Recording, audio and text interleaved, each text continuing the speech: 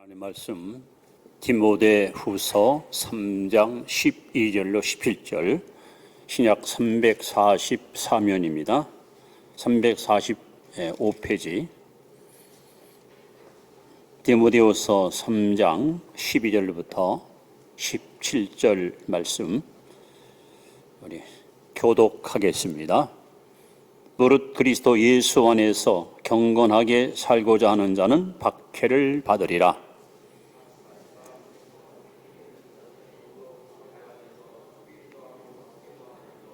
그러나 너는 배우고 확신한 일에 거하라. 너는 내가 누구에게서 배운 것을 알며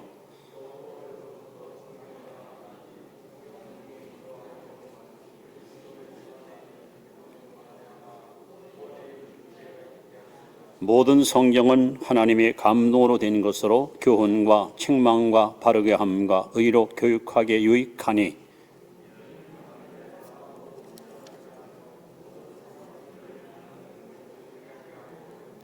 아멘. 함께 인사합니다. 늘 믿음으로 승리하시 바랍니다.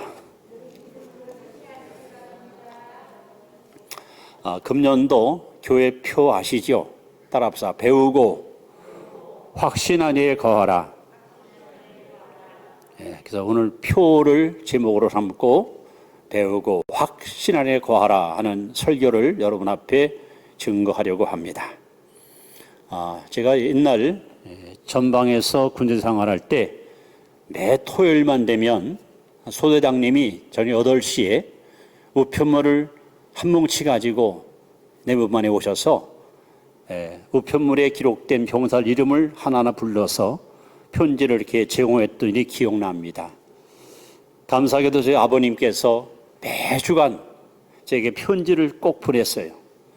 저는 답변을 못했는데 아버님은 한 주간도 빠짐없이 저한테 꼭 편지를 보냈는데 편지의 내용 중에는 제 가슴에 지금도 뭉클한 내용들이 몇 가지 있습니다. 그 중에 하나가 내가 새라면 홀홀 날아서 너 있는 곳에 마음껏 가보련만 이런 표현을 하셨어요. 노인네가. 그리고 꼭 편지 끝에 추신에 각국 각 지방에서 온 병사들 아닙니까?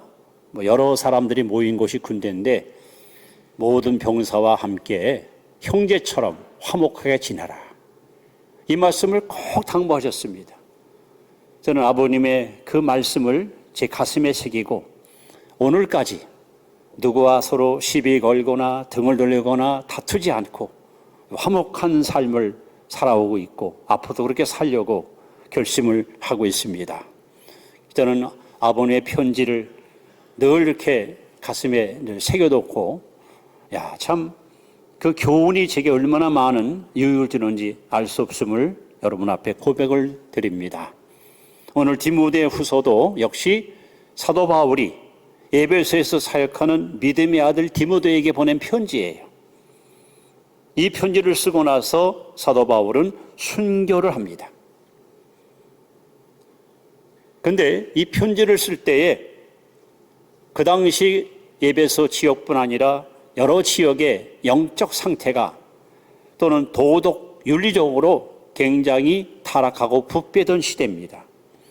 디모데후서 3장 1절로 5절에 보시면 이렇게 바울은 지적합니다. 너는 이것을 알라.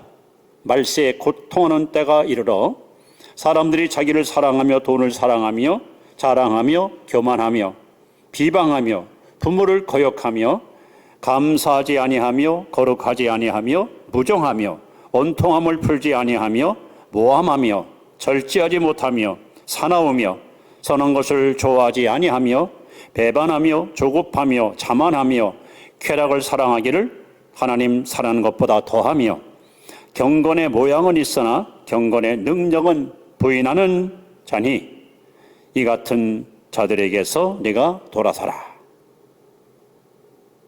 그러면서 13절에 보시면 악한 사람들과 속이는 자들은 더욱 악하여져서 속이기도 하고 속기도 하나니. 지금 우리가 사는 세상은 바울이가 지적한 대로 악한 사람들과 속이는 자들이 너무도 많은 혼란하고 타락한 세상입니다. 그러면서 바울은 믿음의 아들 디모데에게 이렇게 말합니다. 그러나 사람들이 속이기도 하고 악한 일을 저지르기도 하고 돈을 사랑하고 쾌락 사랑하고 세상 사랑하고 믿음을 떠나고 경건을 잃어버리고 살지라도 그러나 너는 배우고 확신한 일에 거하라. 여러분, 디모데는 에베소에서 목회를 잘하는 젊은 유망주였던 목회자입니다.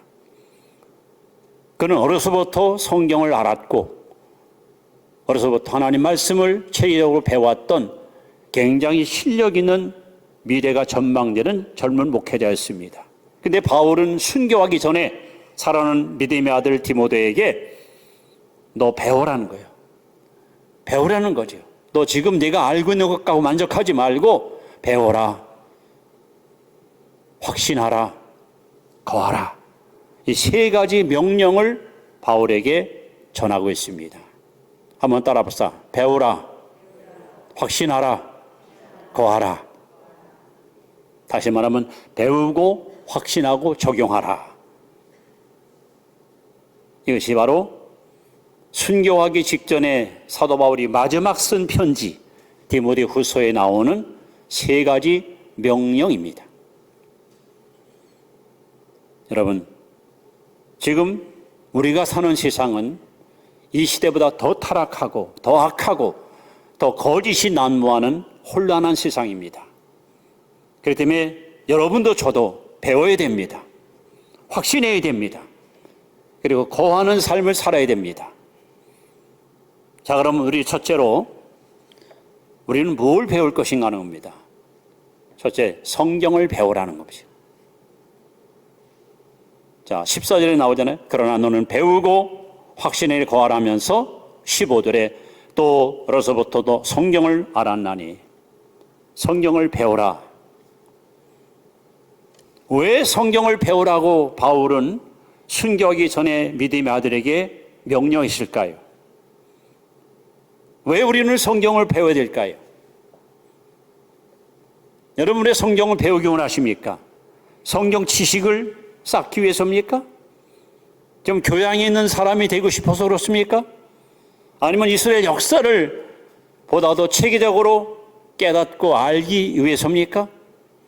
그것도 아니면 윤리나 도덕을 좀 더 차원 높은 사람으로 살고 싶은 욕망 때문입니까? 아니면 축복받는 비결이, 성공의 비결이 성경에 있으니 내가 복받기 위해서입니까? 우리가 성경을 배워야 될 분명한 이유가 있습니다. 로마서 6장 23절 말씀을 우리 한번 함께 읽습니다. 시작. 죄의 삭은 사망이요 하나님의 은사는 그리스도 예수 우리 주 안에 있는 영생이니라. 여기 중요한 단어가 두 개가 나옵니다. 하나는 죄, 하나는 영생. 여러분, 성경을 왜 배우는가? 성경을 배우면 배울수록 두 가지 사실을 우리는 깨닫게 됩니다. 이거를 깨닫지 못한 건 성경을 잘못 배운 거예요.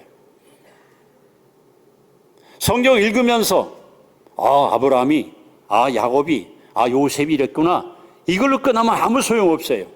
성경을 읽으면서 우리는 두 가지를 반드시 발견해야 됩니다. 그것이 성경을 제대로 읽은 거예요. 그것이 뭐냐? 하나님 앞에 나는 죄인입니다. 나는 타락한 인간입니다. 이거를 깨달아야 돼요. 두 번째는 나를 죄에서 구원할 자는 오직 한 분, 예수밖에 없습니다. 성경을 배워야 될 이유가 바로 이 두 가지 이유 때문에 우리는 성경을 배우는 겁니다. 여러분, 사람은 다 하나님 앞에 죄인입니다. 예수님께서 요한복음 8장 34절에 죄를 범하는 자마다 죄의 종이라. 죄를 범하는 자는 죄의 노예라. 사람들은 끊임없이 아이건 어른이건 젊은이건 늙은이건 매일같이 죄를 짓고 삽니다. 이러지 말아야지, 다시는 하지 말아야지 하면서 여전히 습관적으로 죄에 이끌려 사는 그것이 어쩌면 타락한 인간의 진정한 모습입니다. 왜 그럴까요? 하나님께서 말씀합니다. 바로 죄가 그 사람 속에 왕노로 타는 거예요. 죄가 이 사람을 지배하기 때문에 생각하는 것도 죄요, 듣는 것도 죄요, 보는 것도 죄요, 말하는 것도 죄요, 행하는 것도 죄요. 그래서 성경은 분명히 말합니다. 저와 여러분들은 아담의 후손입니다. 아담의 후손. 로마서 5장 12절에 이러므로 한 사람이 범죄함으로, 즉 아담이 범죄함으로 모든 사람이 죄인 되었다. 안타깝게도 저와 여러분들은 아담의 씨를 받고 이 땅에 태어났기 때문에 하나님 앞에 죄인입니다. 로마서 3장 23절에 모든 사람이 죄를 범하였음에 하나님의 영광이 이루지 못하였다. 로마서 3장 10절 말씀에 의인은 없나니 하나도 없다. 창세기 8장 21절에 사람이 어려서부터 마음에 계획하는 것이 항상 악하다. 예레미야 17장 9절 말씀에 만물보다 거짓되고 부패한 것이 사람의 마음이다. 우리가 성경을 배우면서 깨달아야 할 가장 중요한 진리는 나는 아담의 후손이고 나는 하나님 앞에 죄인입니다. 이걸 깨닫지 못하면 여러분 성경 헛익은 거예요. 교회를 아무리 많이 다녀도 자신이 하나님 앞에 죄인임을 깨닫지 못한 사람은 절대로 구원에 이를 수가 없어요.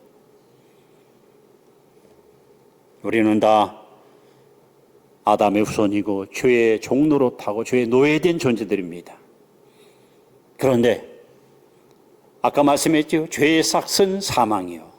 사망이란 말은 하나님과 끊어졌다, 하나님과 갈라졌다 이런 말이에요. 즉 하나님을 떠난 삶, 하나님과 끊어진 삶, 이것이 바로 죄입니다. 그러니까 성경을 배워야 될 가장 중요한 이유는 바로 내가 하나님 앞에 죄인임을 발견하기 위해서예요. 그래서 나는 지옥 형벌을 피할 수가 없는 아담의 후손이요 죄인이구나, 이거를 깨달아야 살 길이 이제 보이는 거예요. 십자가 앞에 나가는 거예요. 나를 이 지긋지긋한 죄의 노예에서 해방시킬 자가 누가 있을까? 석가모니입니까? 공자입니까? 마호메트입니까? 소크라테스입니까? 아닙니다. 그들도 아담의 후손이고 다 죄인입니다. 우리를 죄에서 구원할 자는 오직 한 분, 예수 그리스도밖에 없습니다. 마태복음 1장 21절에 아들을 낳으리니 그 이름을 예수로 하라. 이는 그가 자기 백성을 저희 죄에서 구원할 자이심이라. 예수라는 이름이 뭐예요? 구원자란 말, 구원자. 죄에서 구원할 자가 바로 예수입니다. 근데 우리를 죄에서 구원하려면 예수님이 우리와 똑같이 사람의 몸을 가지고 이 땅에 와야 돼요. 그런데 우리는 아담의 후손이고 예수님은 남자 씨로 오시면 우리의 구원자가 될 수 없어요. 그래서 이사야 7장 14절에 보라 처녀가 잉태하여 아들을 낳으리니, 바로 여자의 후손 동정 마리아의 몸을 통해서 예수님은 성녀로 잉태하여 남자로 이 땅에 오신 거예요. 즉 온 인류는 다 아담의 씨를 받고 태어난 남자의 후손이지만 예수님은 남자 씨를 받지 않고 여자의 후손으로 오신 유일하신 여인의 후손입니다. 바로 그분만이, 예수 그리스도만이 죄인을 구원할 유일한 자격을 갖고 계십니다. 그리고 그 예수님은 히브리 9장 22절에 피 흘림이 없은즉 죄 사함이 없느니라. 즉 죄 없는 예수가 흘린 십자가 보혈 피만이 억저창 생수많은 인생들의 못보다 검고 피보다 붉은 죄를 눈처럼 양털처럼 깨끗이 씻는 능력이 있습니다. 나의 죄를 씻기는 예수의 피밖에 없네. 나를 정케 하기도 예수의 피밖에 없네. 그래서 성경은 말합니다. 죄의 삭은 사망이요 하나님의 은사는 예수 그리스도 안에서 영생이라. 우리가 성경을 공부하면서 내가 죄인임을 발견하고 이 죄에서 구원할 유일한 구원자가 예수님인 것을 발견하고 이게 성경을 제대로 배운 사람이에요. 평생 성경 읽으면서도 이걸 깨닫지 못하고 건성으로 말씀을 가까이 한다면 여러분 그 신앙은 어쩌면 실패한 신앙입니다. 결국 온 인류의 문제는 지금 뭐 정치적인 문제, 경제적인 문제, 사회적인 문제, 뭐 환경의 문제, 뭐 오염의 문제, 뭐 자녀의 문제, 가정의 문제, 사업의 문제, 우리는 많은 문제를 안고 살잖아요. 그거 다 복잡한 거 필요 없어요. 온 인류의 문제는 죄의 문제야. 그리고 성경의 해답은 구원이에요, 구원. 더 이상 복잡할 거 없습니다. 요즘 뭐 코로나 때문에 어쩌고 떠들지만 이거 다 죄의 문제예요. 결국 이 죄 문제 해결의 유일한 해결자는 예수밖에 없어요. 베드로 보십시오. 예수님이 제대로 부름받을 때 그는 갈릴리 바다에서 밤이 맞도록 그물을 좀 고기를 못 잡았습니다. 지친 몸을 이끌고 집으로 가려고 할 때 예수님이 다가오셔서 배를 비디셨고 갑자기 말씀을 마친 다음에 베드로 보고 깊은 데 가서 그물 내려 고기를 잡으라 하고 명하십니다. 말씀에 대해서 그물을 내렸더니 고기를 많이 잡지요. 그때 베드로가 한 그 고백을 여러분 기억합니까? 주여, 나는 죄인입니다. 나를 떠나소서. 이 베드로가 두 가지를 발견한 거야. 내 앞에 계신 이분은 바로 하나님이고 나는 하나님 앞에 죄인입니다. 평생 교회 다니면서 내가 죄인인과 예수님이 나를 구원할 구유짐을 깨닫지 못한다면 여러분은 설교 헛들은 것이고 성경을 잘못 읽은 거예요. 베드로는 나는 죄인입니다. 주여, 당신은 하나님이고 나는 죄인입니다 할 때 예수님께서 이제부터 너는 사람 낳는 어부가 되리라. 비로소 사명을 여러분 깨닫잖아요. 그렇습니다. 우리는 성경을 배워야 됩니다. 성경을 배우면서 두 가지를 반드시 발견해야 됩니다. 나는 아담의 후손이다. 죄인이다. 나를 구원할 유일한 구원자는 예수님밖에 없다. 이것이 배워라 하는 말씀입니다. 두 번째, 확신하라. 두 번째입니다. 뭘 확신할? 구원의 확신을 가져라 하는 겁니다. 구원의 확신을 가져라. 자, 제가 여러분에게 질문을 던집니다. 구원받으셨습니까? 지금 당신의 이 세상을 떠난다고 하면 거룩한 천국 하나님 품에 안길 확신이 있으십니까? 그렇게 제가 질문할 때 대부분의 사람들 반응이 어떤 분은 예, 전 구원받았습니다. 이렇게 확실하게 말하는 분도 있지만 글쎄요, 그거 어떻게 알죠? 글쎄요, 죽어봐야 알죠. 막연한 사람도 없지 않아 있습니다. 여러분, 구원받으셨습니까? 구원의 확신이 있으십니까? 예? 내가 구원받은 증거는 세 가지로 알 수 있습니다. 첫째는 내적 증거가 있어요. 로마서 8장 16절에 성령이 우리 영과 더불어 우리가 하나님의 자녀인 것을 증거한다 그랬습니다. 즉 성령님이 우리 안에 오셔서 너는 하나님의 자녀야. 하나님의 자녀야. 그래서 우리 입을 열어 하나님을 향하여 아바 아버지 이렇게 고백하게 우리를 이끌어 가십니다. 구원의 증거는 두 번째는 생활의 증거합니다. 우리가 하나님께 예배드리고 또 기도하고 전도하고 헌신하는 거 구원받았기 때문에 나타나는 결과예요. 그러나 가장 중요한 것은 외적인 증거가 있습니다. 바로 성경이 증거합니다. 누가 여러분에게 다가와서 형제님 구원받으셨습니까? 예, 증거를 대시오. 증거요? 바로 이겁니다. 저는 이 말씀으로 구원받았습니다. 우리는 하나님 말씀을 가지고 구원받은 증거를 확실하게 여러분 증거할 수 있어야 합니다. 자, 요한복음 5장 24절 말씀을 한번 보시면서 확신을 한번 여러분 다시 한번 마음속에 가져보기를 바랍니다. 같이 고백합니다. 시작. 내가 진실로 진실로 너에게 이르노니 내 말을 듣고 또 나 보내신 이를 믿는 자는 영생을 얻었고 심판에 이르지 아니하나니 사망에서 생명으로 옮겼느니라.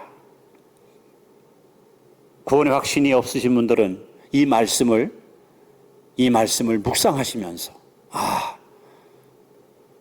주님 말씀 듣고 예수를 믿으면 영생을 얻을 것이요 아니야 얻었고 심판에 이르지 아니하고 사망에서 생명으로 옮겼구나. 이보다 더 큰 확신 있는 말씀이 있습니까? 저도 주일에 교사를 하면서 한 3년 동안 이 구원의 문제 때문에 많이 고민했던 사람입니다. 교회 가서 예배 드리고 나면은 나 구원받았구나. 뭔가 마음에 평안도 있고 확신도 있는데 또 예배 마치고 집에 가면은 진짜 나 구원받았나? 진짜 천국 갈 수 있을까? 그런 어떤 의아심, 그런 불안감이 항상 있었습니다. 그래서 이 마음의 불안감을 떨어버리고 확신을 갖기 위해서 부흥회도 열심히, 기도원도 열심히 가보고 산에도 가서 기도도 해보고 별짓 다 해봤어요. 근데도 확신이 없어요. 이거 느낌? 감정? 어떤 생활의 어떤 변화? 아무리 생각해봐도 자신감이 없었습니다. 그러다가 어느 날 하나님 말씀이 비수처럼 제게 팍 꽂히면서 제 심령을 변화시켰는데 하나님 말씀은 살아있거든요. 운동력이 있거든요. 저를 변화시킨 말씀이 바로 로마서 8장 1절 2절 말씀입니다. 그러므로 이제 그리스도 예수 안에 있는 자에게는 결코 정죄함이 없나니 이는 그리스도 예수 안에 있는 생명의 성령의 법이 죄와 사망의 법에서 너를 해방하였느니라. 이 말씀을 하나님이 주시는 가운데 제 마음속에 있는 의심이 안개처럼 사라지고 나는 구원받았구나, 나 하나님의 자녀구나, 난 천국 백성 됐구나. 저는 어디 가든지 하나님 앞에, 마귀 앞에, 사람 앞에 자신 있게 당당하게 로마서 8장 1절 2절 말씀이 저를 구원시켰습니다. 이 말씀으로 저는 표를 받았습니다 하고 저는 간증할 수 있습니다. 답변할 수 있습니다. 여러분, 구원의 확신을 가지십시오. 이거 왜 필요하냐면요, 이 구원의 확신을 받은 사람은 두 가지 놀라운 사실을 깨닫게 됩니다. 첫째는 어떻게 살 것인가, 삶의 문제입니다. 둘째는 어떻게 죽을 것인가, 사후의 문제입니다. 구원받기 전에는 그런데 관심 없어요. 아마 삶을 사는 거지 어떻게 살아? 돈 있으면 그냥 똥똥으로 사는 거고 말이야. 힘 있으면 힘 있게 사는 거지. 뭘 그거 가지고 죽어?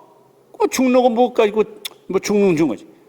너무 막연한 거야. 근데 구원받고 나니까요, 이 두 가지가 명백하게 깨달아지는 거예요. 우리가 구원받기 전에는 육의 사람이었습니다. 구원받기 전에는 우리는 땅의 사람이었습니다. 그러니까 마음에 품고 있는 모든 소원이 땅의 것에다가 마음을 두고 살았어요. 어떻게 좀 사업 좀 잘해서 돈 좀 벌까? 좋은 사람 만나가지고 행복하게 살까? 온통 땅의 마음을 쏟고 살았어요. 구원받고 나니까요, 땅의 거에 관심이 없어요. 결국 사도 바울이 고린도전서 10장 31절에서 33절에 보시면 구원받은 사람에게 주는 세 가지 삶의 목표가 있어요. 첫째, 하나님의 영광을 위하여. 둘째, 다른 사람의 유익을 위하여. 셋째, 많은 영혼을 구원하기 위하여. 제가 구원받고 나서 이 말씀을 삶의 목표를 삼고 지금까지 살아오고 있습니다. 누군가가 제게 와서 목사님 왜 사십니까? 저요? 하나님 영광을 위해서 삽니다.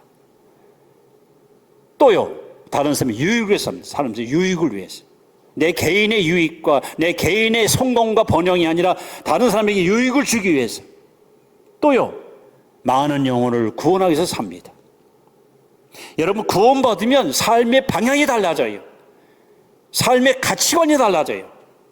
이제까지는 땅의 것을 바라보고 누구보다 높아지고 누구보다 잘 나가는 것 그것만 좋아했는데 거듭나고 내 안에 천국이 임하고 구원받으니까 나를 지으신 창조주 하나님, 나에게 이런 기대를 걸고 나를 구원하신 그 하나님의 뜻을 내가 이루어야겠다.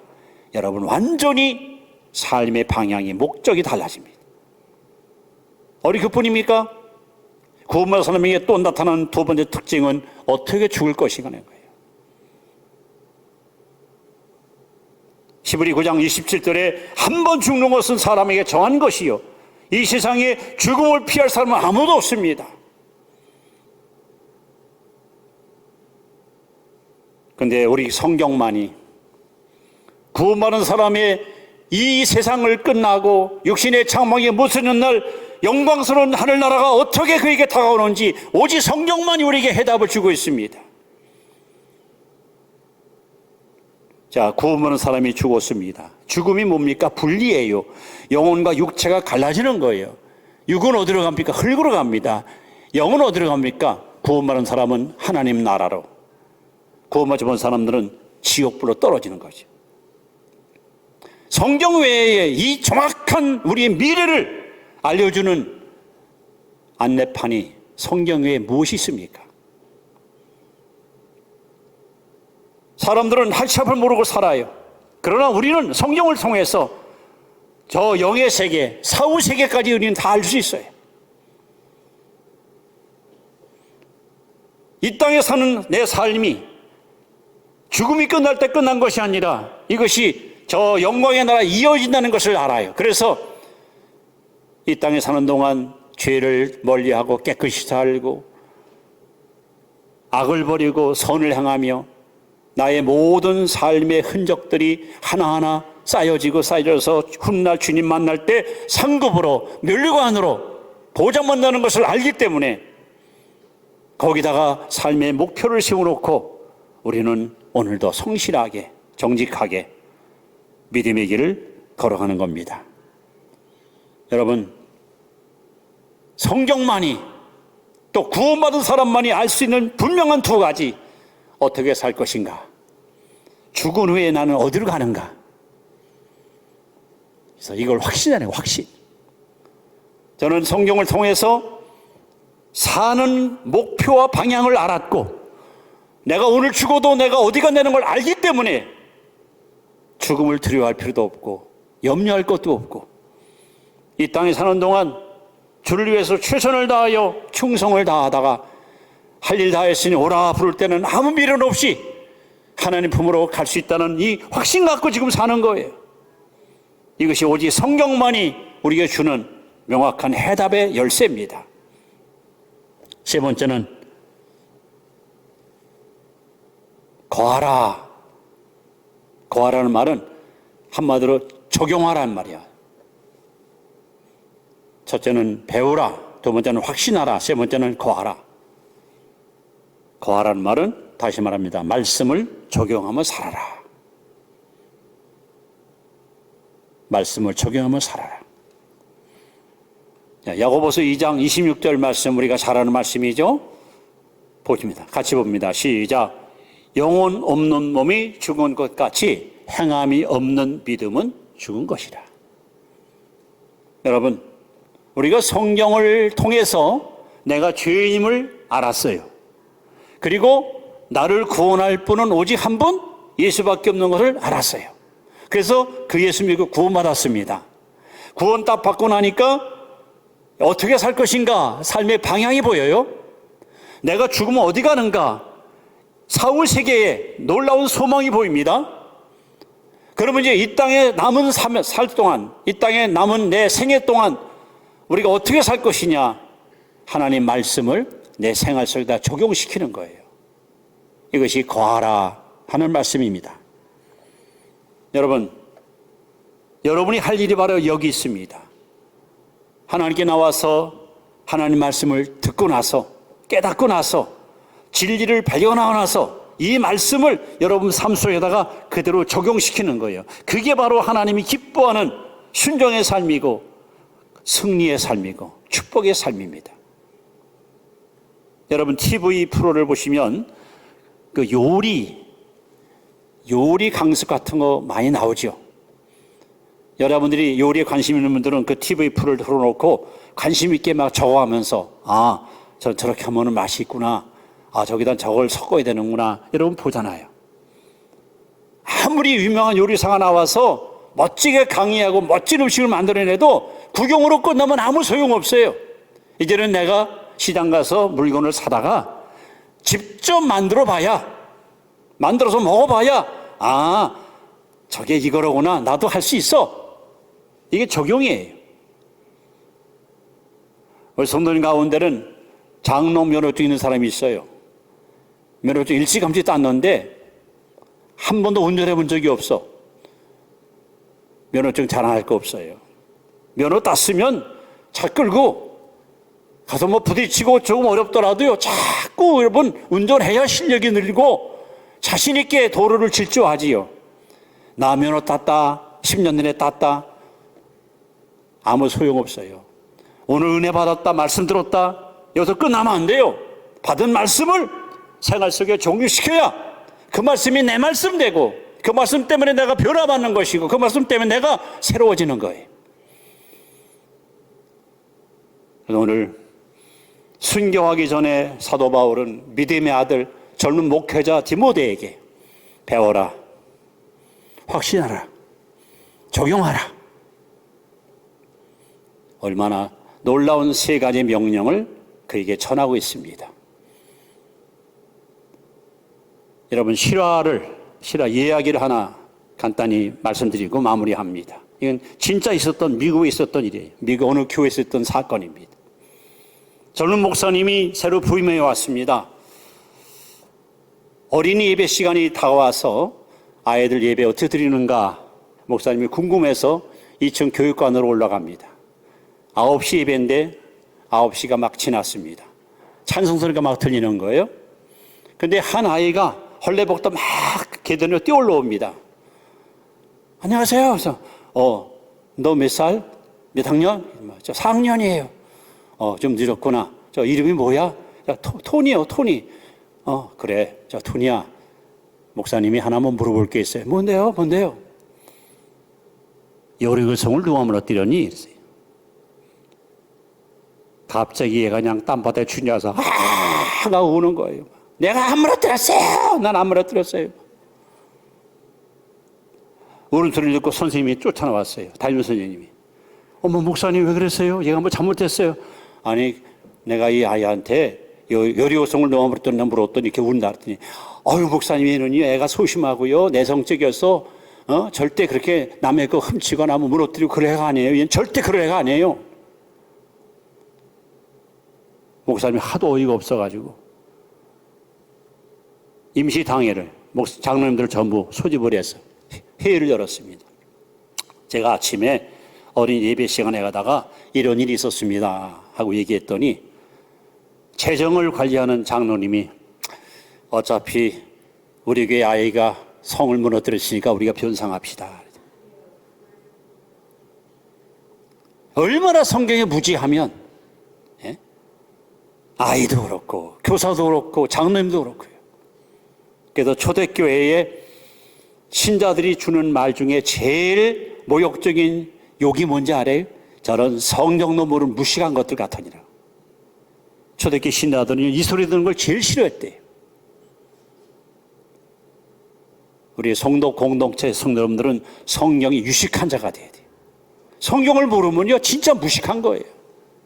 모르면 신앙생활도 제대로 못하는 거예요. 배우십시오. 확신하십시오. 적용하십시오. 여러분의 삶 속에 풍성한 열매가, 그래서 예수님께서 말씀하잖아요. 내 말을 듣고 준행하는 자는 반석에 지은 지혜로운 자 같고 좋은 밭이라는 말씀을 듣고 지켜 행하는 자고, 여러분이 반석 같은 믿음의 사람, 옥토 같은 좋은 마음밭, 30, 60, 100배 열매 있는 복된 성도 되기 원하신다면 배우십시오. 확신하십시오.